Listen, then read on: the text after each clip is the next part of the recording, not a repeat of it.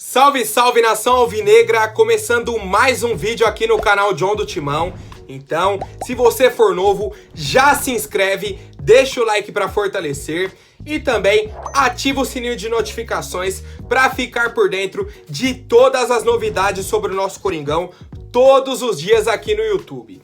E também peço para que me sigam lá no Instagram. Hoje é dia de clássico, jogo do Corinthians aí, certo? Sabe que tem live pós-jogo lá no Instagram. Então, acabou a partida contra o São Paulo, já entro ao vivo com a live para vocês. Quem me pede salve é lá na live que eu mando. Demorou, rapaziada? Então, ó, se inscreve e também me segue lá no Instagram. Editor, pode rodar a vinheta. Ó, salve o Corinthians. Cara, o resto da minha semana depende do Corinthians. Se o Corinthians vencer, semana boa, tranquila, leve. Se empatar ou se for um resultado negativo, meu Deus do céu, a semana vai se arrastando, vai se arrastando. Então, senhor Silvinho, senhor Roger Guedes, Renato Augusto, Juliano, se puderem me ajudar, e toda a nação alvinegra, eu agradeço, viu? A gente tem um clássico aí hoje contra a equipe do São Paulo, fora de casa, 8 horas da noite. Só passa aí no Premier, então apenas TV fechada. Como falei, o jogo fora de casa no Morumbi, 27ª rodada. O Corinthians tem 2 desfalques importantes. Fagner, que está suspenso, e o William machucado, tá? E aí, já vou tentar trazer aquela prévia de escalação para vocês. Cássio no gol, Duqueiroz na lateral direita, João Vitor e Gil e o Fábio Santos. Então a novidade é o Duqueiroz aí na linha de defesa. Meio campo sem novidades, Cantígio, Renato Augusto e Juliano. Na frente, Gabriel Pereira, Roger Guedes e aí a principal dúvida. Entra o Mosquito, entra o Adson ou entra o Jô? Eu, John do Timão, iria com o Adson. Eu iria com o Adson, mas a provável escalação tá com o Mosquito. O ataque com Gabriel Pereira, Roger Guedes e Mosquito, mas eu colocaria o Adson. E temos também a opção do Jô. Para mim, eu também não iria do Jô, iria com o Adson. E explico o porquê. No jogo contra o Fluminense, quando entra o Mosquito, ele entra do lado esquerdo, que era o lado do William. Em um momento do jogo, o Silvinho pediu por os dois inverterem, Gabriel Pereira com o Mosquito. O Mosquito não criou pelo lado direito e o Gabriel Pereira, o Silvinho matou ele do lado esquerdo. Matou ele do lado esquerdo. Então, mantenha o Gabriel Pereira quieto do lado direito dele, jogando bola do jeito que ele tá jogando, e põe o Adson, que sempre jogou pelo lado esquerdo. Não inventa. Não inventa. Vai pôr o Mosquito para ele abaixar a cabeça e adiantar? Concordo que ele deu assistência no último jogo, tem oscilações, teve fase boa, teve fase ruim, mas eu iria de Adson. Eu iria de Adson e quero saber a opinião de vocês. Mosquito, Adson ou Jô pro lugar do nosso William, que está machucado. E aí, o nosso outro desfalque, que é o Fagner, como eu falei pra vocês, o Duqueiroz deve ganhar a vaga e o João Pedro finalmente foi relacionado para um jogo. Primeiro jogo que o cara é relacionado, clássico contra São Paulo. Aí, esse é o planejamento, rapaziada. Esse é o planejamento que eu falo pra vocês. No mais, temos no banco aí, o Mantuan tá no banco, o João Pedro eu falei. Mais uma vez, Kaique França e Matheus Donelli. O Carlos Miguel nunca, não aparece. Temos o Arauz também no banco, o Gabriel, quem mais? Luan, Vitinho, Xavier. São essas aí as opções do Coringão pra partida de hoje. Quero saber o palpite de vocês. O meu, vocês sabem que eu tô naquela levada lá. 1-1. 1-1, certo? Psicologia reversa. Contra o Fluminense deu certo. Vamos ver agora contra o São Paulo, rapaziada. Quero saber o palpite de vocês. Bom, rapaziada, um acontecimento interessante da partida de hoje é que o Silvinho e o Rogério Ceni são treinadores atualmente, mas já foram jogadores dos respectivos clubes. Silvinho já foi jogador do Corinthians e o Rogério Ceni do São Paulo. E eles já se enfrentaram, rapaziada, no final da década de 90. Tem lá a final do Paulistão de 98, semifinal do Paulistão seguinte, diversos embates aí. Ao todo, 7 vezes eles se enfrentaram. O Rogério venceu 3, o Silvinho 2, com 2 empates. Então, o Rogério tem uma pequena vantagem, mas vejo como um certo equilíbrio até. 3 vitórias contra 2 e 2 empates. Bem equilibrado mesmo o confronto entre Silvinho e Rogério Ceni como jogadores. Como técnicos, nunca se enfrentaram, tá? E aí, eu vou trazer um comentário do Denilson aqui e eu vou querer a opinião de vocês. Denilson, comentarista do Jogo Aberto, que eu admiro bastante, acho um cara assim sensacional, tava falando sobre o clássico. Ele sempre defende o São Paulo ou Palmeiras, mas esquece que na infância ele era corintiano, né? Enfim, sempre defendendo ou São Paulo ou Palmeiras. Aí o Denilson falou o seguinte: esse jogo do São Paulo com o Corinthians, nós vamos meter 2-0 no Coringão. Você vai ver. Quando o Corinthians vê o Rogério, eles tremem.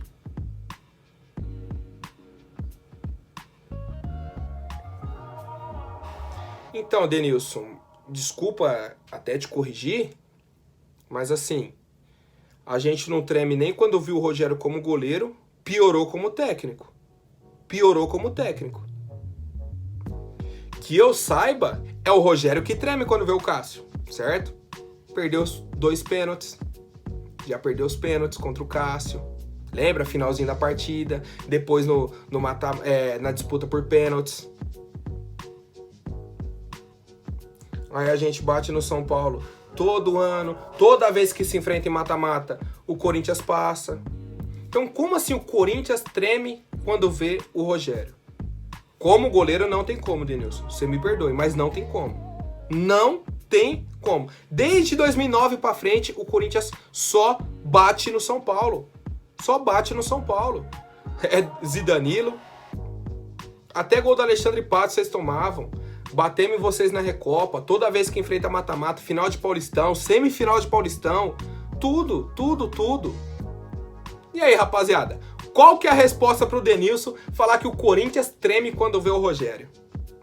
Agora, vou trazer um dado pra vocês. Rogério Ceni, certo? Já falei como goleiro aí das lembranças que eu tenho, que não tem nem como tremer, velho. Ele treme quando vê o Cássio. Isso aí a gente tem que pontuar, viu, Denilson? Ele treme. Agora, o Rogério Ceni como treinador. Já enfrentou o Corinthians comandando o São Paulo, comandando o Fortaleza e comandando a equipe do Flamengo. Ao todo, foram 9 jogos. E aí o Denilson falou que a gente treme quando vê o Rogério. Em 9 jogos, o Rogério tem 1 vitória. 9 jogos, 1 vitória. O Corinthians tem 4. E mais 4 empates. A única vitória do Rogério foi com o time do Flamengo. Tá? O ataque do Corinthians era o Léo Natel. Aí até eu comandando o Flamengo. Pode colocar eu lá que eu venço. Aí tá tranquilo. O time redondinho. O Corinthians, meu Deus do céu, um Deus nos acuda. Aí fica fácil vencer. Mas ele comandando Fortaleza não arrumou nada. E o São Paulo, então, pelo amor de Deus, nem se compara. Então, rapaziada, alguém avisa pro Denilson aí quem treme quando vê quem. Por favor, viu? Que hoje é dia do majestoso e eu quero ver no que vai dar. Bom, repercutindo um pouco ainda a entrevista do Duílio pro pessoal da ESPN, ele falou sobre diversos assuntos. Eu vou trazer um outro aqui, que hoje é dia de clássico, e é importante falar sobre isso. Em diversos momentos, muita gente me perguntava: John, Silvinho vai cair? Se perder esse jogo tá fora do Corinthians? Como que tá? Não sei o quê. E eu sempre falava, se dependesse de mim, em diversos momentos eu já teria retirado o Silvinho. Tá? Já teria, porque me incomoda muito essa demora dele pra mudar, algumas entrevistas que fica de muito lero, ele vê o time que tá lá, não faz nada, não cria, e ele tá lá na beira do campo, não muda, dá 30 do segundo tempo, ele faz uma substituição, certo? Então esse tipo de coisa me incomoda. Mas o Duílio falou o seguinte sobre toda essa situação aí envolvendo o Silvinho e essa cobrança da torcida. Muito se especulou aí fora, falava-se muito e muitas vezes se colocam palavras na nossa boca. isso jamais ocorreu, que ele seria demitido se perdesse para o Palmeiras. O Silvinho chegou há muito pouco tempo, tem que dar tempo para o trabalho acontecer. Você não consegue fazer um time de futebol em 10 treinos. Nunca existiu dúvida em relação ao seu trabalho e em nenhum momento foi pensado em troca. E aí o pessoal vendo essa resposta aí do Duílio, questionou. Tá, então ele é o técnico para 2022? O Duílio falou o seguinte: sim, abrirá o ano, mas amanhã, se não vence o São Paulo, que aí no caso já é hoje, vão falar que está pendurado. E aí, rapaziada, eu quero trazer o principal ponto aqui, que é: Silvinho é o técnico do Corinthians para 2022.